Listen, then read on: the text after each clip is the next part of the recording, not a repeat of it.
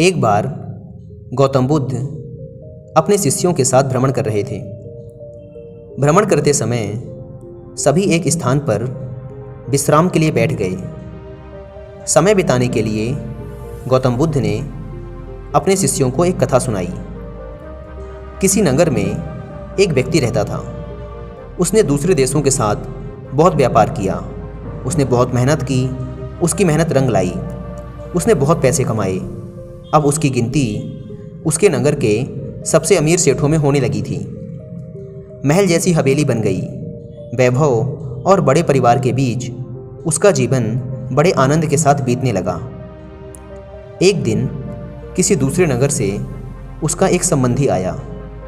बातचीत के बीच उसने बताया कि उसके यहाँ का सबसे बड़ा सेठ गुजर गया। बेचारे की लाखों की धन संपत्ति पड़ी रह गई। बात सहज भाव से कही गई थी, पर उस आदमी के मन को डगमगा गई। अरे हाँ, उस सेठ की तरह एक दिन वह भी तो मर जाएगा। उसी क्षण से उसे बार बार मौत की याद सताने लगी।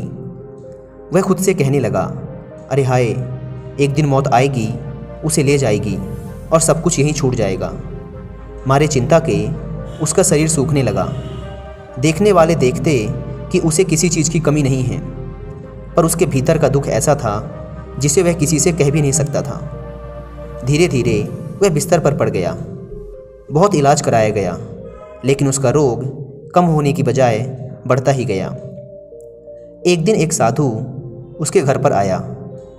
उस आदमी ने बेबसी से उसके पैर पकड़ लिए और रो रो कर अपनी व्यथा उसे बता दी। सुनकर साधु हंस पड़ा और बोला, तुम्हारे रोग का इलाज तो बहुत ही सरल है। उस आदमी के खोए प्राण मानो लौट आए हों। अधीर होकर उसने पूछा, स्वामी जी, क्या इलाज है? साधु ने कहा, देखो, मौत का विचार जब भी मन में आए, अपने आप से जोर से कहना, जब तक मौत नहीं आएगी मैं शांति और खुशहाली के साथ अपना जीवन जीऊँगा। इस नुस्खे को 7 दिन तक आजमाओ। मैं अगले सप्ताह आऊँगा। 7 दिन के बाद साधु महाराज आए तो देखते हैं कि वह आदमी बीमारी के चंगुल से बाहर आ गया है और आनंद के गीत गा रहा है। साधु को देखकर वह दौड़ा और उनके चरणों में गिरकर बोला, महाराज, आपने मुझे बचा लिया। आपकी दवा ने मुझ पर जादू जैसा असर किया।